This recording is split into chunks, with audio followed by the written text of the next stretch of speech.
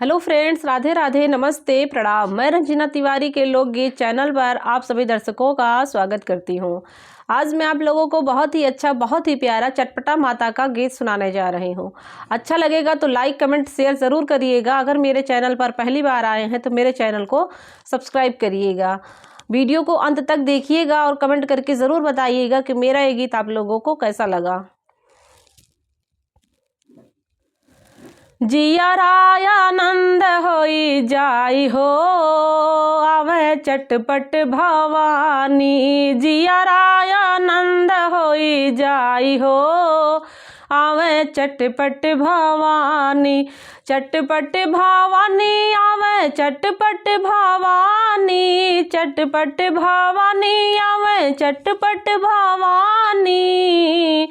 जियराय आनंद होई जाई हो, आवे चटपट भवानी। जियराय आनंद होई जाई हो, आवे चटपट भवानी। जियराय आनंद होई जाई हो, आवे चटपट भवानी। ना हमरे मैया के मंदिर चाही, ना हमरे मैया के मंदिर चाही। मंदिर चाही हो, मंदिर चाही। ना हमरे मैया के मंदिर चाही। अंगने में देई बैठाई हो, आवे चटपट भवानी। अंगने में देई बैठाई हो, आवे चटपट भवानी। जियराय आनंद होई जाई हो, आवे चटपट भवानी। जियराय आनंद होई जाई हो, आवे चटपट भवानी। जियराय आनंद होई जाई हो, आवे चटपट भवानी। जियराय आनंद होई जाई हो, आवे चटपट भवानी। ना हमरे मैया का मंदिर चाही, ना हमरे मैया का मंदिर चाही। अंगने में देई बैठाई हो, आवे चटपट भवानी। अंगने माँ देई बैठाई हो, आवे चटपट भवानी।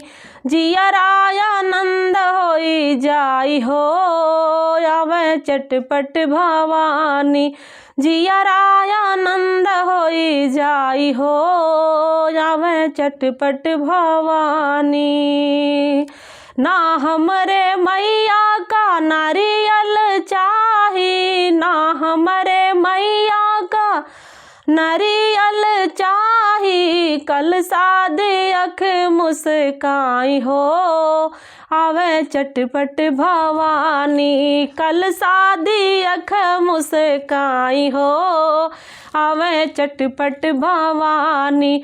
जियराय आनंद होई जाई हो, आवे चटपट भवानी। जियराय आनंद होई जाई हो, आवे चटपट भवानी। ना हमरे मैया के पंडित चाही, ना हमरे मैया के पंडित चाही। सात सुहागिन पे लुभाई हो, आवे चटपट भवानी। सात सुहागिन पे लुभाई हो, आवे चटपट भवानी। जियराय आनंद होई जाई हो, आवे चटपट भवानी। जियराय आनंद होई जाई हो, आवे चटपट भवानी।